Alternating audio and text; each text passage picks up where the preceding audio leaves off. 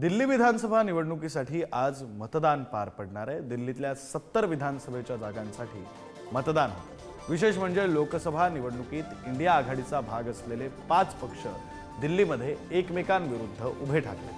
यापैकी सर्व 70 जागांवर आम आदमी पक्ष आणि काँग्रेसचे उमेदवार आमने-सामने आहेत। भाजपने 68 जागांवर उमेदवार उभे केले तर मित्र पक्षांना 2 जागा दिल्या।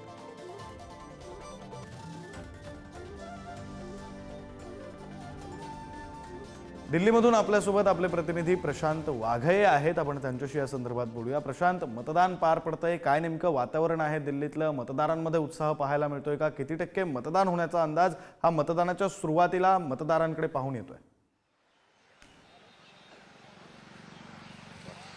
विक्रांत, सकाळी 7 वाजता दिल्ली विधानसभा निवडणुकीसाठी मतदानाला सुरुवात झाली आहे। साधारण मतदानाला सुरुवात होऊन 1 तास उलटलेला आहे। 70 विधानसभा सदस्य असलेल्या दिल्ली विधानसभेसाठी आज मतदान होतंय। आता आपण ज्या ठिकाणी आहोत ते निर्माण भवन आहे। या ठिकाणी काँग्रेसचे नेते आणि लोकसभेतील विरोधी पक्ष नेते राहुल गांधी मतदान करणार आहेत। वेगवेगळे महत्त्वाचे नेते वेगवेगळ्या ठिकाणी मतदान करणार आहेत। अगदी काही क्षणांमध्ये राहुल गांधी या ठिकाणी पोहोचतील। देशाचं लक्ष लागून असलेली दिल्ली विधानसभा निवडणूक आहे, कारण आपण बघितलं की लोकसभा निवडणुकीत काँग्रेस आणि आम आदमी पक्षानं एकत्र येत लोकसभा लढवली होती। दिल्लीमध्ये 7 जागा एकमेकांसोबत शेअर केल्या होत्या, मात्र विधानसभेत दोन्ही पक्ष आमने-सामने उभे ठाकले आहेत। याउलट एनडीएने मात्र आपल्या मित्र पक्षांना 1-2 जागा देऊ करत एकत्र ही निवडणूक लढवत आहेत। मतदान चांगलं होण्याची अपेक्षा आहे। साधारण 50% पुढे एकूण मतदान होईल अशी शक्यता आहे। बरं प्रशांत, आणखी एक विशेष म्हणजे दिल्लीची निवडणूक पार पडते। दिल्लीची निवडणूक आत्ताच्या घडीला का महत्त्वाची? म्हणजे भाजपसाठी, काँग्रेससाठी, आम आदमी पक्षासाठी, तिघांसाठी ही निवडणूक का महत्त्वाची असेल?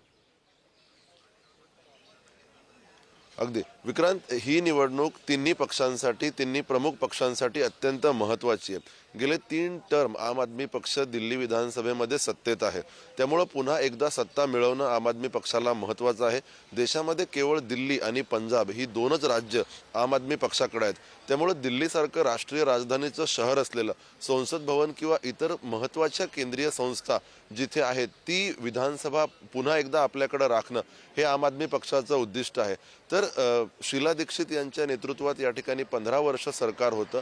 फार कमी राज्य आता देशात काँग्रेस पक्षाकडे राहिले आहेत, म्हणजे बोटावर मोजणे आहेत की तेलंगणा, त्याच्यानंतर 3च राज्य काँग्रेसकडे आहेत, हिमाचल प्रदेश काँग्रेसकडे आहे। या पार्श्वभूमीवर दिल्लीमध्ये पुन्हा एकदा आपला जुना मतदार आपल्याकडे वळवून दिल्ली काबीज करण्याचा प्रयत्न काँग्रेस करणार आहे। तर भाजपने पंतप्रधान मोदींच्या नेतृत्वात 3ऱ्यांदा एनडीएनं केंद्रात सरकार बनवलं, अनेक राज्य देशभरात मिळवली, मात्र भाजपला गेल्या अर्ध्या दशकांहून अधिक काळापासून दिल्ली मिळवता आलेली नाहीये। त्यामुळे या तिन्ही कारणांसाठी 3 प्रमुख पक्षांसाठी दिल्ली विधानसभा ही महत्त्वाची आहे।